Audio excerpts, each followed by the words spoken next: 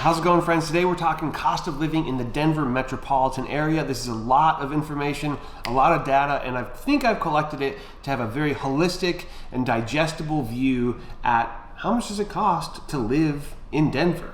Let's go.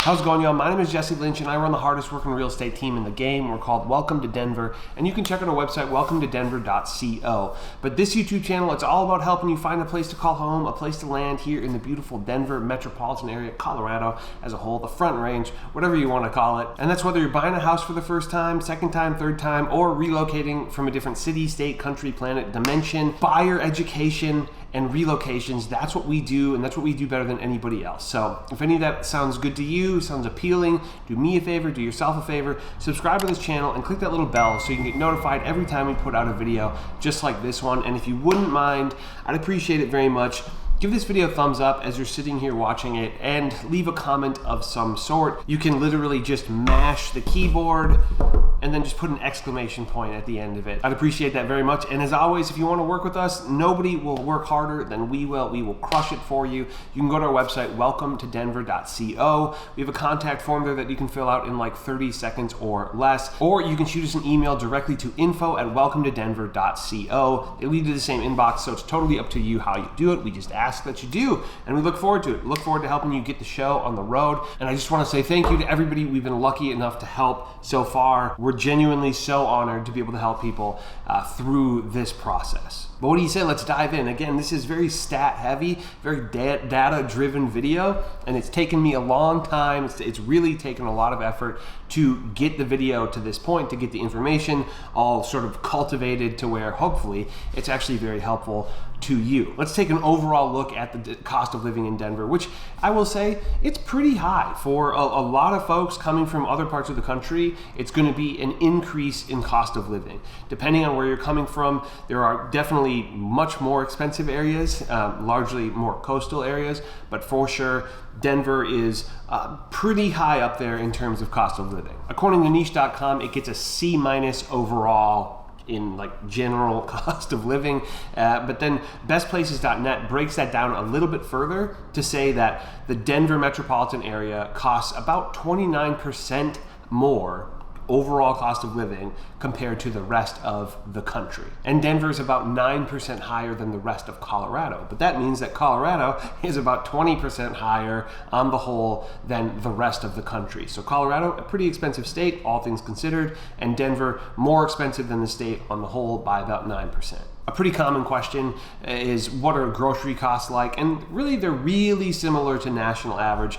maybe 1 or 2% higher, depending on if you're in Denver proper or in Colorado as a whole. So nothing crazy there, right in the median. I think the geographic location of it tends to lead to those things not costing too crazy of a amount. I think a more central and accessible location that Denver has can lead to those prices not being too wild. Healthcare actually costs considerably less than the national average in both Colorado and Denver. Some good news is that when it comes to healthcare, Denver is actually considerably cheaper than the national average. Both the Denver metropolitan area and Colorado as a whole are about 16% lower, cheaper, more affordable than the national average. A little more good news is utility costs in Denver are cheaper than the national average as well. They're right around 4 or 5% cheaper than the national average. And I think a lot of that has to do with the relative temperate climate, right? The AC, yeah, that works pretty hard in the summer, but it's not working for all year round, like maybe somewhere like Florida might have to do, or the South in general. And then obviously the heater. The heater isn't working all year round. And while it is working, it's not working quite as hard as maybe somewhere like the northern Midwest or the northeast of the country, something like that. Transportation costs are going to be a little bit higher here. We'll dive a little bit more into that in a second. Somewhere around 10 to 20% higher for transportation costs as a whole. And then obviously home prices, maybe not obviously, if you're brand new to considering Denver, well then, here you go. Home prices here are considerably more expensive than the national average. Actually, 83% higher than the national average in Denver proper, and 67% higher in Colorado as a whole. So, for sure, housing pretty expensive in Colorado and in the Denver metro especially, and we'll dive into some of these numbers more specifically in a sec, but that's kind of a overall, overhead shot of what we're looking at in Denver. There's a website called smartasset.com that they've done a very interesting write-up on what it costs to be considered middle class in all different metropolitan areas, all different states around the country. This is more specific to Colorado, the state, than it is Denver, the metropolitan area. So Smart Asset took a bunch of data and they compiled what it would take to be considered in the middle class, and they have a lower end and a higher end of that. And I would say that obviously that depends on the household size, right? An individual household could probably have much lower income and be considered middle class than a family of 4 or something like that. So they determine the range on the low end, $55,000. My assumption is that's one individual has to make $55,000 a year in Denver to be considered middle class.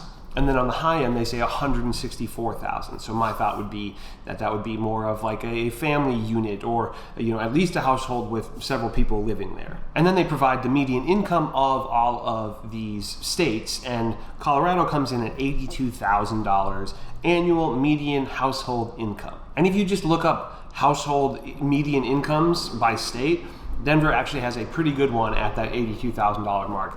That's pretty high up in the list of states. According to the National Association of Realtors, or NAR or NAR, you might know it as any one of those, in Q1 of 2023, the median single-family home price in Denver, the Denver metro area, which again is Denver, Aurora, Lakeland, and sort of everything around that. It doesn't count Boulder, it doesn't count Fort Collins, right? Those are different areas. It doesn't count Colos Biggs, as I like to call it. The median sale price for single family homes in the Denver metro area is $636,000, which is ranked 16th highest, 16th highest in the country, which is pretty high, right? Considering we have 50 states and we have many, many metropolitan areas, that's definitely pretty high up there. $636,000 median price for single family homes. Now again, we help a lot of people under that number, so don't think that's like the barrier for entry. It's definitely not. It's quite a bit lower than that for a single family home in the metro area. But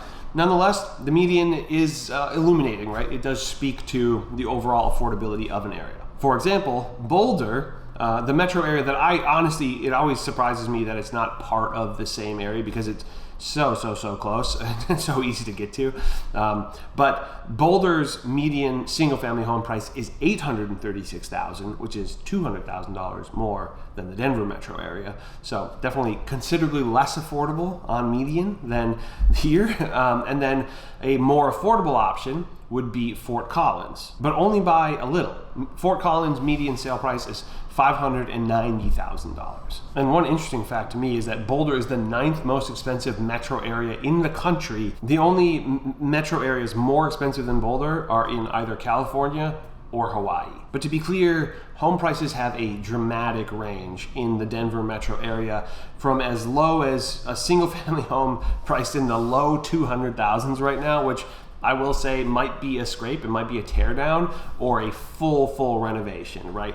But your barrier for entry for a single family is probably closer to the $400,000 mark for a livable, maybe move-in ready, but not immaculate single family home, closer to $400,000. And then there's, an almost $13 million home on the market as well. And a bunch of homes in between there, and there are a bunch of homes in between there. Let's talk rentals. We as a team, we don't really help people with rentals, and not because we don't want to, but that's just not how it works in Colorado. We don't really have a place representing a tenant. We can help you, to the best of our ability. Obviously, this channel hopefully helps you pinpoint some areas that you want to live in, but yeah, we unfortunately don't have a role. But I still want to be helpful to anybody watching this and we'll talk about rent prices. It probably comes as no surprise that Denver rent prices are expensive. If the home prices are 16th most expensive in the country, then probably too, the rental cost will be as well. This is all according to rentdata.org, where they collect a bunch of information and find what they consider a fair market value, which is kind of a strange metric, but they're saying that's right in the sweet spot of what you might expect to pay for studio, 1-bedroom, 2-bedroom, right? And a studio is $1,390. A 1-bedroom is $1,538. A 2-bedroom is $1,856. A 3-bedroom is $2,446. And a 4-bedroom is $2,750. So that hopefully gives you a range, and obviously you could pay way more than that, and you could pay less, but I wouldn't expect to be paying too much less than some of those numbers. Some good news, again, we're talking utility costs. Utility costs in Colorado are quite affordable compared to the national average. In fact, third cheapest. That's pretty good. Move.org has this really great 101 page where they break it down by state and find kind of the average household utility costs. And according to Move.org, Colorado comes in third cheapest with a monthly estimated expense of $354 per month for utilities. And that includes electricity, natural gas, water, etc., right? To give you an idea of the range, Hawaii is the most expensive at $611 per month for the utilities, and Utah is the most affordable at $344. So literally a $10 difference between Colorado and Utah, which is the cheapest. Now let's talk one of my least favorite topics in the world, taxes. Colorado ranks the 24th highest, so right in the middle, really close to just like what I would be considered average tax burden, but 24th highest individual tax burden across the board. Personal income tax, state income tax, is actually lower than the national average. It comes in at the 29th highest. Property taxes slightly higher than the average at 19th, and sales tax and excise tax is again slightly lower at 28th across the country. Let's get a little granular on the property tax idea, right? Because actually the rate is pretty good compared to a lot of places that I'm familiar with. The rate is right around 0.06%, so just a little more than 0.5% of the assessed value of a home. It's calculated differently, and it's calculated by the county, but it's close to the median sales price. And across Colorado, the average is 0.06% of the total assessed value of the homes. But because median sale price is actually pretty high, that lower rate still means that you're paying a higher than maybe normal or close to normal property tax. If you take a median sale price, and let's say the home was assessed at the median sale price of $636,000, and then you apply that rate, that basically equates to an annual property tax, expense or whatever of $3,500. Now, personal income tax in Colorado is actually pretty easy to wrap your head around. You have one flat rate, whether it's single or couple, and that rate is 4.63%. That really makes that personal income tax pretty low. But then if you factor in owning a home or anything like that, that starts to pull up your total tax burden to be right close to the middle, right close to the median of the country. And then lastly, sales tax. That part gets a little convoluted. Colorado has a sales tax of 2.9%, but pretty much everywhere else in Colorado, pretty much every county or municipality has their own tax rate. To make it simple, the average sales tax across Colorado is just over 7%. Now we're moving into the transportation costs. According to AAA, they actually do a really good job of calculating all of this data. I guess somebody's gotta, right? They look at the average cost of a gallon of gas across the country, and they look in all these different metropolitan areas, different counties, etc. And as a whole, Colorado is cheaper than the national average. As of when I looked this up, $3.55 was the national average, whereas Colorado specifically was at $3.44. If you think maybe you will not use a car, or you're thinking about consolidating from 2 cars to 1 car or something like that as a family, and you're considering using public transportation, the public transportation in Denver is actually pretty solid. There's a good blend of bus systems and light rail systems that go all around the metro area. And to make it simple, maybe I'll put up this graphic, but to make it simple, there's a monthly pass, if that's you're trying to budget it out, there's a monthly pass for $114 for local transportation. If you're doing a more regional with further trips and you're kind of going toward the edges of these systems, the monthly pass is $200 per month. Two things that people often aren't considering is that your homeowner's insurance will be different depending on what state. Actually, that varies dramatically, but also your vehicle insurance will change depending on, not even just based on state, but zip code. And because I can't memorize all this, I'm just going to read some of these for you real quick. Drivers in Colorado with a clean driving record, and this is based on 30-year-olds, may get the lowest rate from the following companies for full coverage. So if this is something you're looking for and you're somewhere in this price range, these may be somewhat reflective of what you would actually get. But American National, it's $875 per year. State Farm, $1,387 per year. Colorado Farm Bureau, $1,704 per year. California Casualty, $1,890 per year. And auto owners, $1,957 per year. The cheapest minimum coverage car insurance for 30-year-olds, American National comes in at $169 per year. That is so cheap. California Casualty comes in at $291 per year. Grange Insurance Association, $303 per year. Colorado Farm Bureau, $338 per year. And State Farm at $345 per year. And like I said, your homeowner's insurance varies by state, again, quite dramatically, but most folks, it's going to be wrapped into their home loan unless you pay it for cash or decide to opt to pay it on your own, which, yeah, I mean, not many people do, but if you want to, here's what it is, and just know that that would probably be wrapped into most PITI or PITI estimates that you're going to see online. They're going to include this in that payment. The average in Colorado comes in at $2,580 annually for homeowners insurance. Colorado comes in somewhere in the middle with an average cost of $2,580 per year for homeowners insurance. And again, to give you kind of scale of how much it varies, Hawaii, average cost is $490 per year, which I really can hardly wrap my head around. Oklahoma is $4,365 per year. And again, then I can barely understand why Oklahoma would be more. Tornadoes? Maybe it's tornadoes. Like I said earlier, healthcare costs in Colorado are cheaper, more affordable on average than the national average. But one thing to note is that they have gone up quite a bit over the last year. They've gone up by almost 20%. For it depends on the person. It says for like your average 40-year-old, they went up by 20% year over year. So I'm not sure if that's going to be a trend moving forward, that they're going to continue going up, or if it, the population dynamic changed, or if something else beyond that is why this has changed. But only one other state had prices rise more, according to this data, and that was Georgia. And for some reference, not that this is that helpful because healthcare ranges so much depending on your situation, but the average price of a mid-tier medical care insurance program is $489 in the year 2023, and last year it was $409. So it went up again by close to 20% in the last year. A bit of relief potentially for some people is that if you are self-employed and you're going to use Cobra costs in Colorado are actually cheaper by a good margin than the national average. The national average is $428, whereas Colorado is closer to $350, $360. It seems to me that childcare across the country is getting quite expensive.